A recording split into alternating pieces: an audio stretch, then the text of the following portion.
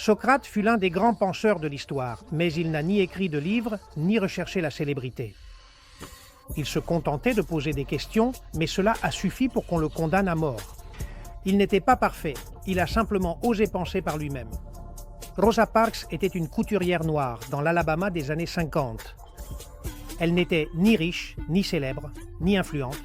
Elle en avait simplement assez qu'on lui dise comment elle devait se comporter.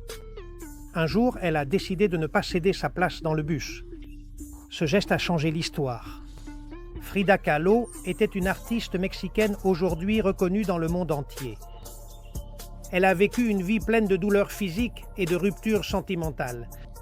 Elle a aimé en dehors des normes et a peint l'intime, le brut, ce qu'elle ressentait sans demander la permission.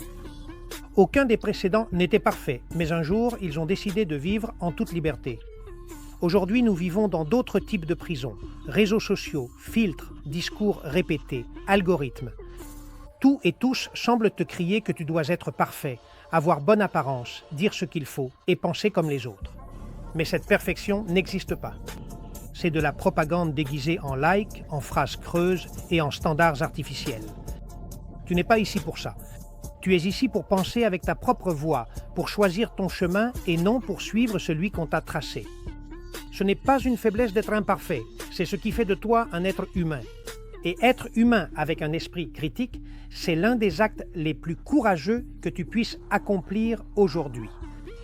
Tu n'es pas né pour rentrer dans le moule. Tu es né pour penser, pour créer et pour vivre une vie en liberté.